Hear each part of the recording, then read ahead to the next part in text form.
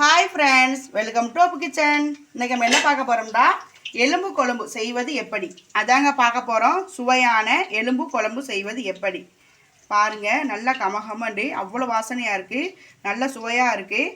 வாங்க இந்த குழம்பு எப்படி செய்யலான்னு பார்க்கலாம்.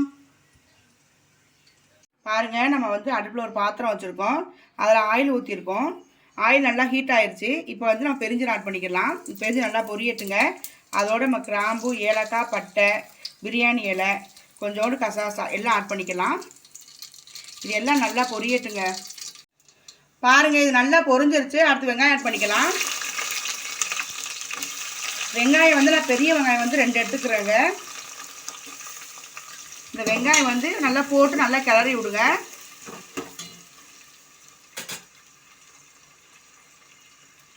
பாருங்கள், வெங்காயம் ஓரளவுக்கு வதங்கிருச்சு. அடுத்து தக்காளி ஆட் பண்ணிக்கலாம். தக்காளி நான் 2 பழம் எடுத்துக்கிறேங்க. நான் காரத்துக்கு பச்சை மிளகா 3 எடுத்துருக்கேன். இது நல்லா ஒரு வதக்கி விடுங்க.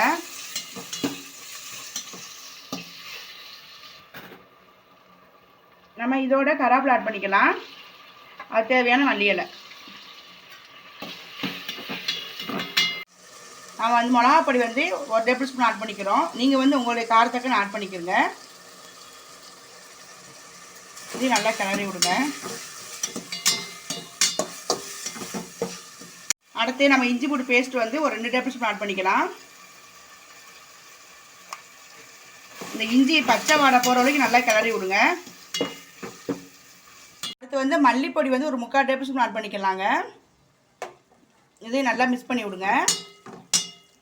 அடுத்து நம்ம வீட்டிலேயே ஆட்டி வச்சுப்போம்ல கறி மசாலா, அது ஒரு 2 டேபிள் ஸ்பூன் போடுறேங்க. இதையும் நல்லா கிளறி விட்டுக்குங்க. மசாலா எண்ணெயில் கருவை விட்டுறாதீங்க. நல்லா சிம்மில் வச்சு கிளறி விடுங்க. பாருங்கள், நம்ம மட்டன் ஒரு 1/2 கிலோ எலும்பு வாங்கியிருக்கோம். மட்டன் எலும்பு இது நல்லா ஒரு 5 விசிலுக்கு வேக வச்சு எடுத்துருக்கேங்க. 1/2 டேபிள் ஸ்பூன் இஞ்சி பூண்டு மட்டும் தான் போட்டேன், வேறு எதுவும் போடலை. இதை அப்படியே ஆட் பண்ணிக்கலாம். இதை அப்படியே நல்லா கிளறி விடுங்க.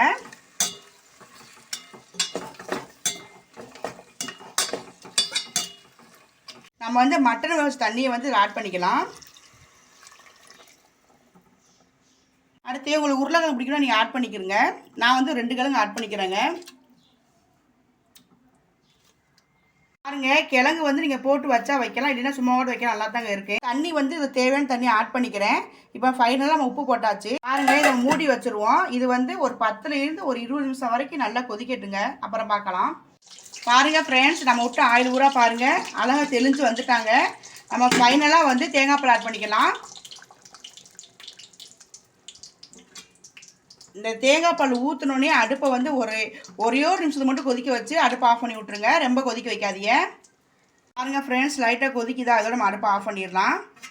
நம்மளுடைய மட்டன் எலும்பு குழம்பு ரெடி ஆயிடுச்சு.